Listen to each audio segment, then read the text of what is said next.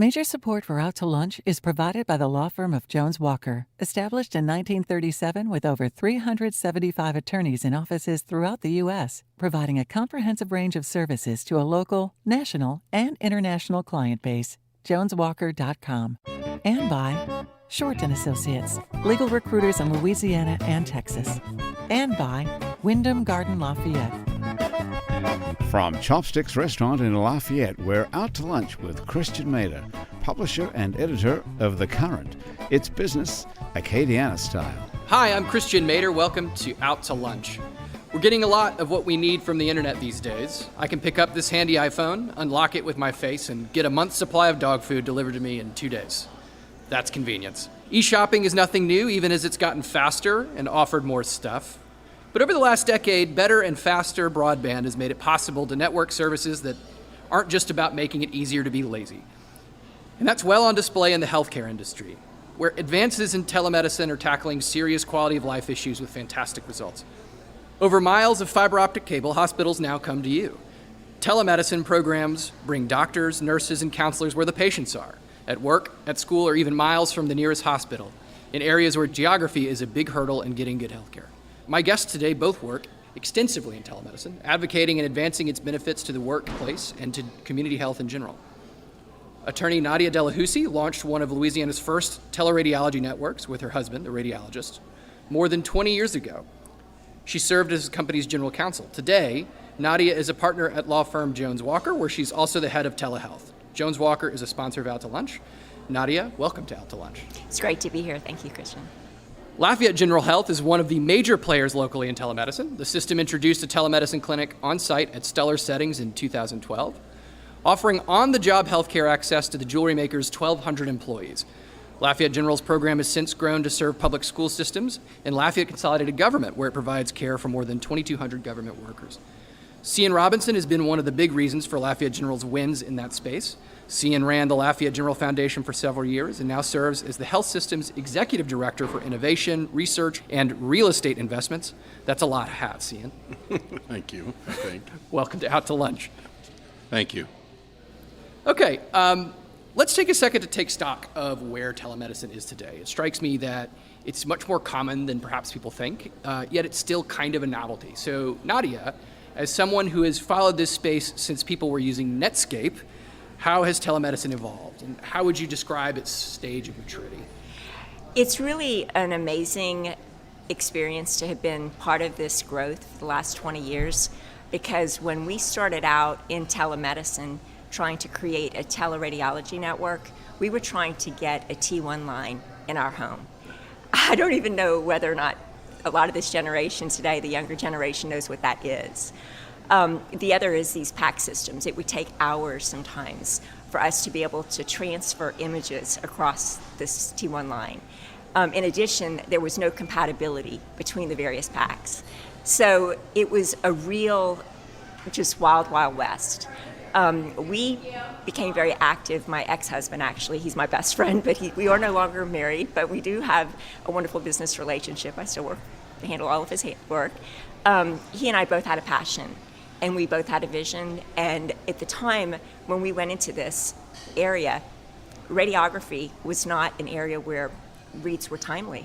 I mean, he started at UHC or UMC at the time, and some of those films had been sitting there for a month.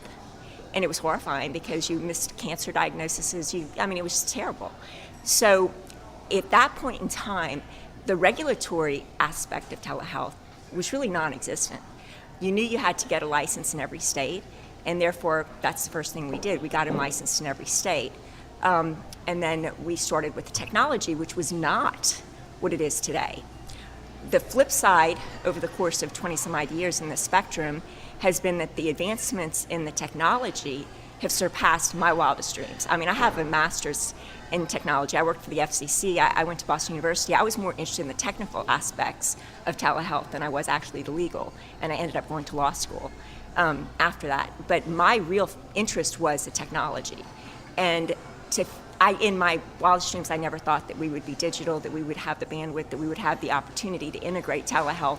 I mean, I'm overseas. Most of what I do is international telehealth. But the regulatory obstacles that I have to deal with on a day-to-day basis, even in the in the international market is wild. Every province is now putting together you have to go to every state. You have their licensure issues, their fees that need to be paid, applications, then of course you have your whole technical components. But if you're practicing telehealth within the state, it's doable. When you start branching across state lines, whether it's in the United States or internationally, you end up really needing somebody in the legal profession that has some experience in this area, or else you're subjecting yourself to some real problems. Yeah, sure. See, let's get you in here a little bit. You bet. So I'd like to turn to the hospital side of this. Okay. So I think cynics would say that hospitals can make money off of sick people, right? It's a cynic's idea. And a lot of success in telemedicine seems to be in reducing sick days and stopping problems before they get worse. So there's been some tremendous advances, I understand, in using it for giving rapid treatment to stroke victims, for example. Right. So why does telemedicine make good business sense for hospitals? Okay, so first, as a community-owned, non-for-profit health system, and the only one that's locally owned in Acadiana, no mission, no margin, right? So if we don't have a margin, we can't have a mission. Therefore, yes, we have to make money off of sick people, right? Unfortunately. For us, it's about consumerization of healthcare that's going on, right? We have to go meet folks where they are. So the first implementation of Stuller was really that. A jeweler who's working at Stuller, I mean, if you've ever been there, you have to go through metal detectors. It's a pretty long process. You get in the building, now you're working, all of a sudden you feel like you're getting sick. Well, then you have to take the time off. You have to go back out. You have to go back through all the process. And it was a day. And so what we said was, well, if we can put something inside where we have a nurse on the head end dialing into a physician's clinic or a nurse practitioner's clinic, we're going to be able to treat the people where they are and create some operational efficiency. In addition, we are moving from a per-click charge in healthcare from volume-based purchasing to value-based purchasing. And with that, we get paid on how successful we are in treating that person, right? And if we can use telemedicine to treat them in the situation that they're at, perhaps at home, without having them to come back to the health system, without coming back to the hospital, we actually see benefit from that, both from the volume standpoint of us being full at the inn all the time, but also from the standpoint of the way we will be getting paid in the future, which is based on metrics that are how well do we keep people well. So for us, telehealth really started, again, when we started with Matt Stuller and getting that taken care of. We moved to LCG. We started looking at schools, right? Again, kids who were not getting care. And meeting them where they needed to be met, which is in the classroom. And we call it butts in seats is our affectionate term. So if you're able to treat a child non-infectious, they're infectious, they get a call to mom and dad or mom or dad, they get to go home, but they're non-infectious and you can keep them in the classroom, they have more learning time. And what we saw on our pilot projects is with these telemedicine units, seat time increased, learning outcomes increased, and even more importantly, some of these parents who are hourly wage workers got to stay at their place of employment and continue to earn. So it was a very, I think, virtuous cycle. We also started moving into telemedicine within the jails. So we're now helping with treating different inmates in different situations telemedically. And beforehand, I don't know if you've ever been to UMC, now UHC, you would come into the emergency room and there'd be folks sitting there in their orange or their stripes and chained up because they were coming for a healthcare visit to our health system. And so it was very intimidating to walk into an ER and see those folks sitting there. But if we could treat them at the jail without having to incur the cost of 2 deputies, the time to take them over, time to sit there. So what we found is telemedicine and telestroke we have for our hospitals that are a little bit more rural. So we have telestroke out at Acadia General Hospital. We have telestroke at Kaplan. We have it over at St. Martin Parish, St. Martin Hospital. I mean, being able to deliver those services in underserved communities is the other important piece to this, because it's very hard to get an interventional neurologist or a neurologist to come out to these rural communities and have them full-time there serving those patients. And when we can serve them from a centralized location and have telestroke covered, telepsychiatry covered, telecardiology covered, we're able to extend the hospital system and our services outward. Okay, so I feel like I've skipped over a very basic thing here, right? Which is, what does this even really look like? I mean, what does the treatment actually look like? I think for some people they're hearing, I can see a doctor from miles away. How does that even work? So, if you don't mind, if I could kick off, and I'll talk about like primary care all the way up. So right now we have an application called Health Anywhere. Anybody can go on, either in the iTunes or out to Play Store, download it. For primary or urgent care, you can be seen through your phone through this application. So it's literally, you come in, you put your insurance information if you have it. If you don't, it's a $45 copay, and you get a virtual visit on your phone with your camera, right? And physicians are trained to listen as their primary tool for diagnosis. And so there's a good number of things we can do just in an urgent care way that we can do right through the phone right now. But when you start to get into the specialties, you do have specific devices at the bedside or devices in the room that are then connected to what looks like a cart. And back in the day, the cart was this big old box, right? A big old computer that was really hard to wheel around. Nowadays, it's like a Surface Pro 4 on a wireless network that has peripheral devices, so you can listen to a heartbeat, look in the ear, maybe do an EKG. There's all these different devices that are connected to that cart, and then that information is being sent to a nurse practitioner or physician on the other end, who can see all of this on their screen in a dashboard like a format and be able to do that diagnosis. We've even had physicians tell us that telemedically they actually can hear better with the device as opposed to their own stethoscope that they're using at the bedside.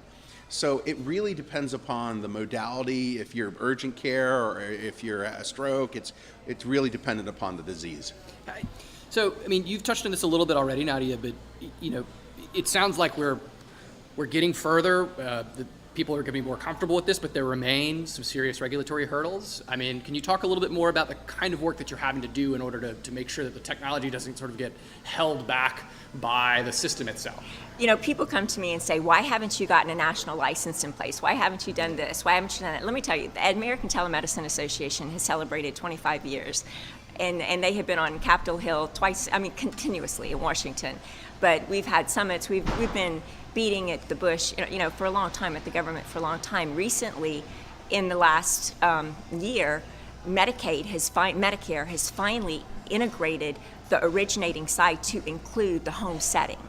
So that's huge. The FCC is now offering and subsidizing and doing pilot programs. They just committed $100 million to expanding access to areas that would not otherwise have connectivity.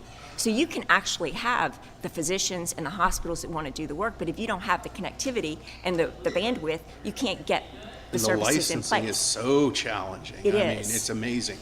The licensing issue, for me to get I can go across borders.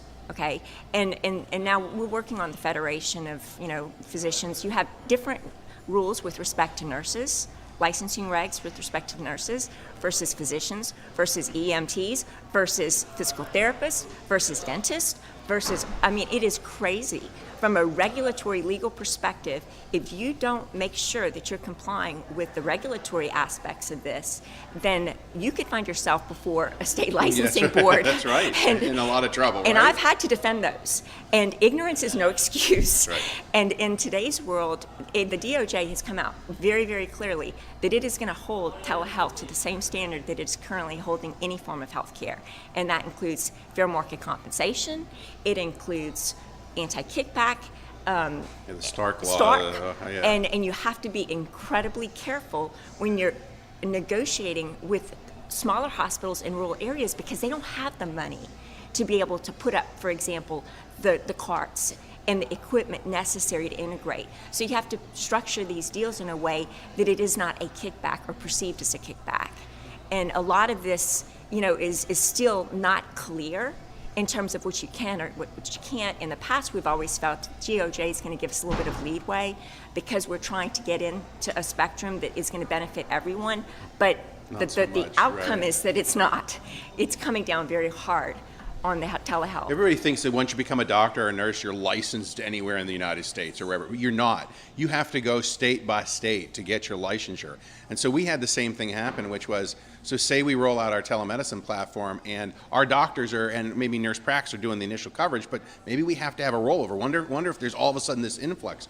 So we have a contract, and that contract has physicians that have to be licensed in Louisiana in order to take the call. The telemedicine visit originated from Louisiana. So there's these regulatory... Not only licensure, but as you know, the credentialing and privileges that's right. at the facility in addition to the licensure. Yes, ma'am, that's right. Healthcare's hard. It is. It's a great area for lawyers, I can tell you. I'm Christian Mader. You're listening to Out to Lunch. We're talking with Nadia Delahousie of Jones Walker and Cian Robinson of Lafayette General Health. We'll be back after just a quick break.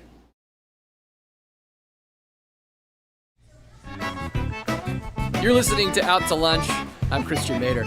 I'm talking with attorney Nadia Delahousie, a partner and head of Tele-Health at Jones Walker, and Cian Robinson, executive director of innovation at Lafayette General Health. Nadia and Cian, this is the part of the show we call the interview. When you own or run a business, you inevitably have to hire people. And when you do, you only have a limited amount of conversation with a potential hire to decide if this person is going to be a good fit for you and your company. And lately, there's been an interesting trend in the job interview where instead of asking the basic job-related questions, employers ask job applicants questions that go beyond their resume and test their ability to think through a problem. I have a list of 16 of these probing interview questions in front of me. I'm going to ask you each to pick a number between 1 and 16. I'll ask you the question, and I want you to tell me how you'd answer it. Oh, no. Cian, since you seem the most scared of it, I'm going to ask you to go first. Perfect. Okay, so just pick a number between 1 and 16. 7. 7, okay. If you could trade places with any other person for a week, famous or not, living or dead, real or fictional, who would it be? Okay, so I'm going to really show you my age a little bit. If you remember the TV show Family Ties, right? And there was Alex Keaton, the character in there who was the kid who was the Republican in a family of liberals.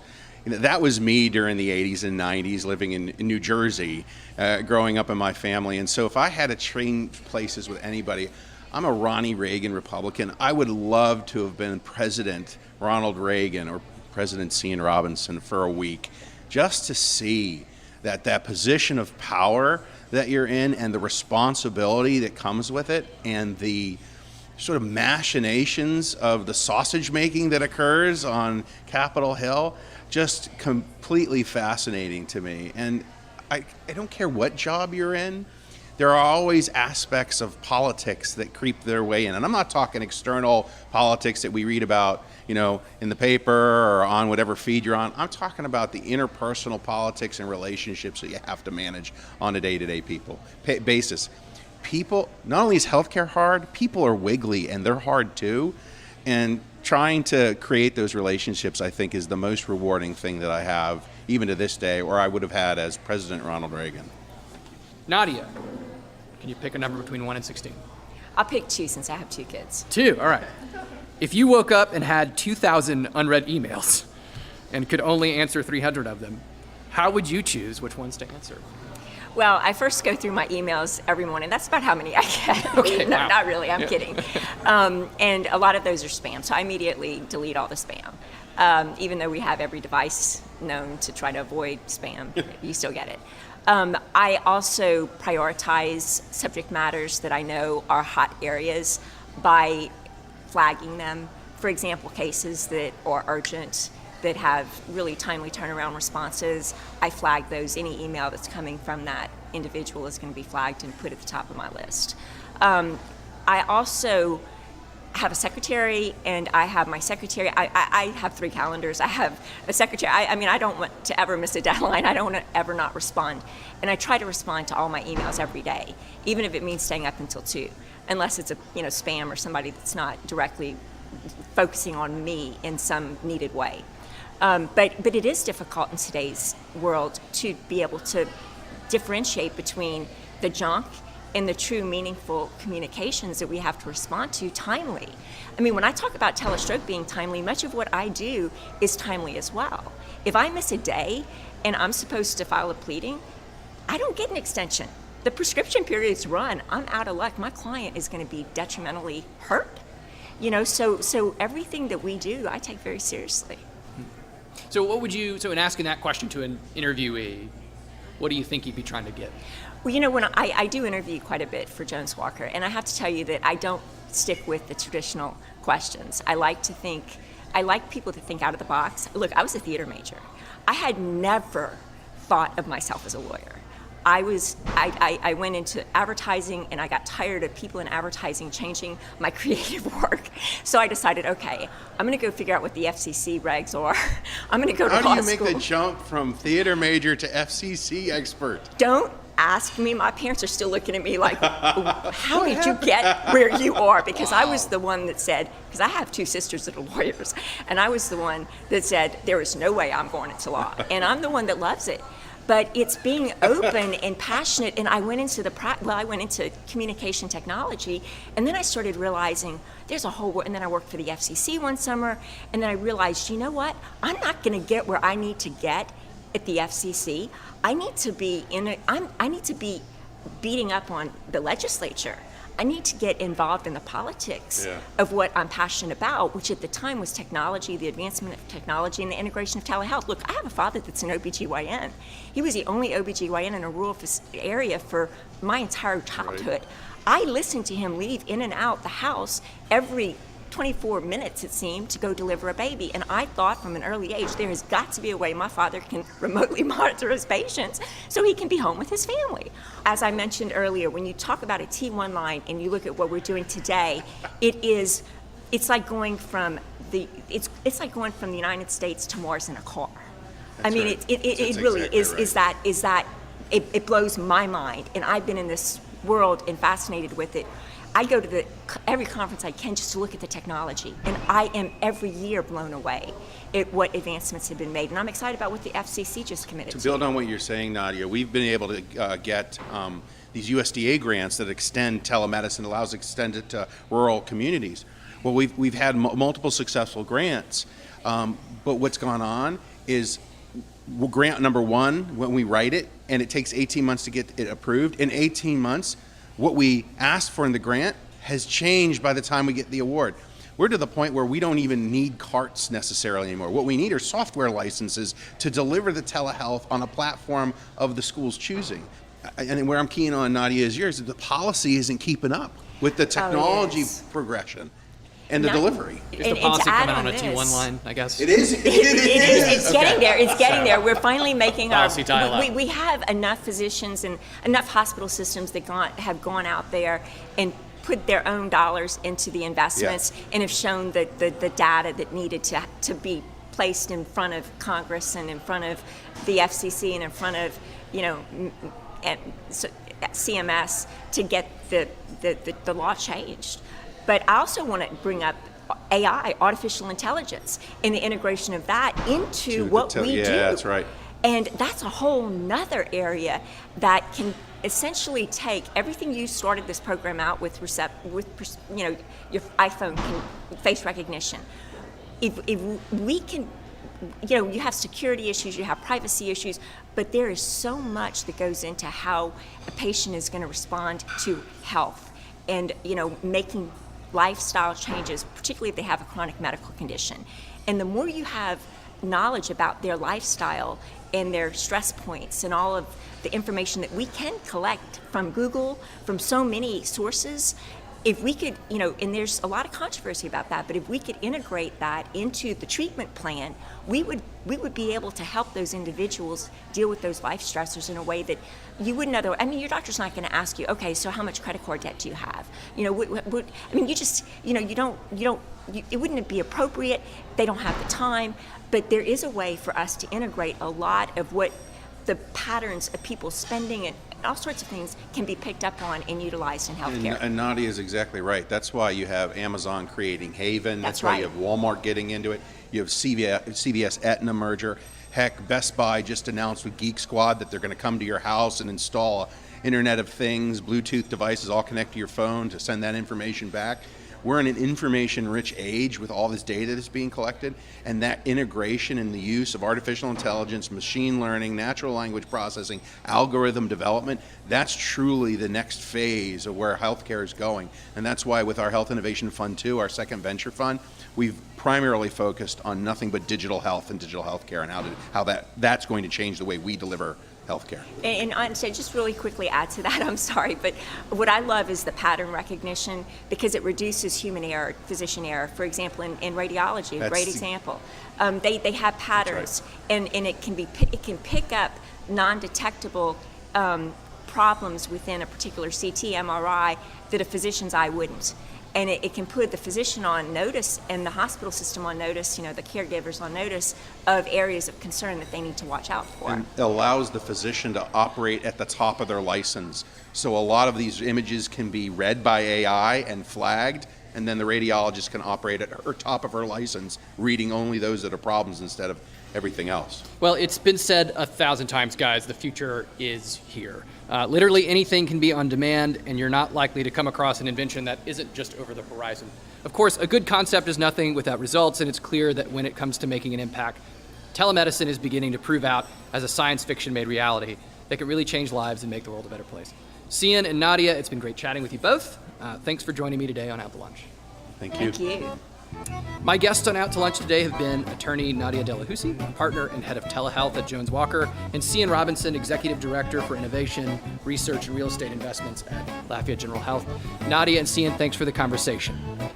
You can learn more about Nadia's work and follow Cian's madness by following the links at our website, itsacadiana.com. The producer of our show is Grant Morris. Our technical producer is Eric Morrell. Our researcher is Ann Christian. Today's show is engineered by Blake Longlinay. You can listen to this show and to past episodes of Out to Lunch Acadiana wherever you get your podcasts, including Spotify. And you can find all of our podcasts at itsacadiana.com. If you want to know what we look like, you can find photos from this show on itsacadiana.com, on our It's Acadiana Facebook page, and on Instagram at Out to Lunch Acadiana.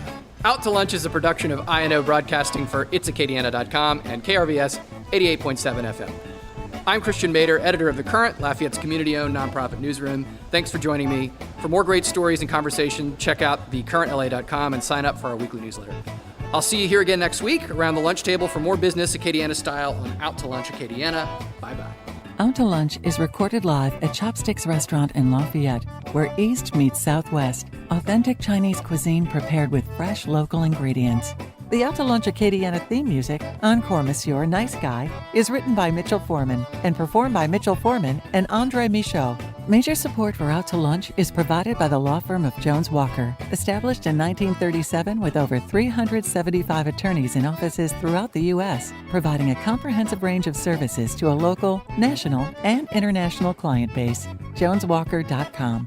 And by Short & Associates, legal recruiters in Louisiana and Texas.